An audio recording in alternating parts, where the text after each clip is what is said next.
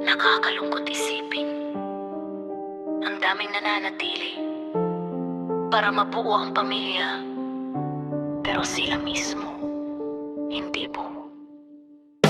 Ngiti sa umaga, kahit wasak ang gabi, nagpupunas ng luha habang tulog ang sarili. Para sa mga anak, para sa pangarap, kahit kapalit sariling puso ang nalalap. Pinipilit buuin ang tahanang may bitak, kahit bawat salita parang kutsilyong sumasaksak. Para sa pamilya, paulit-ulit na dahilan, pero sino pang bubuo sa kanya kapag siya na ang nawalan? Hindi lahat ng stay ay dahil sa pag-ibig. Minsan takot lang sa mundong malamig, takot mag-isa, takot magsimula. Kaya kahit ubos na, kapit pa rin sa wala. Paano ka bubuo ng mundo ng iba kung ikaw mismo pira-piraso na? Pira-piraso na. Hindi kasalanan ang piliin ang sarili, kasi minsan doon ka lang magiging bumuli. Hindi lahat ng pagtitiis ay tama.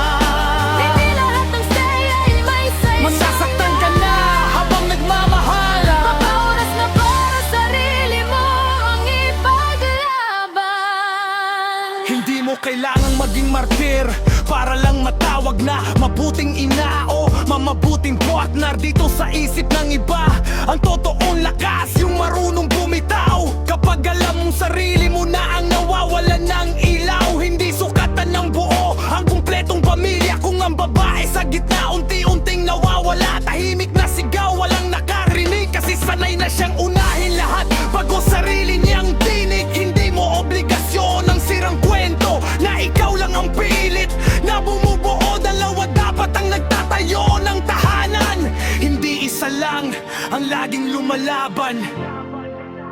Kung pagod ka na, Hindi ka mahina. kung gusto mong piliin ang sarili mo, Hindi ka makasarili.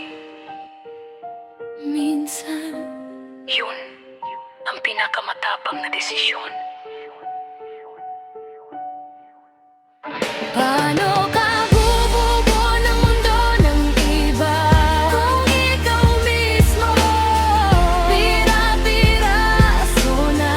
Pira-piraso na. Hindi kasalanan ang piliin ang sarili, kasi minsan doon ka lang magiging bumuli.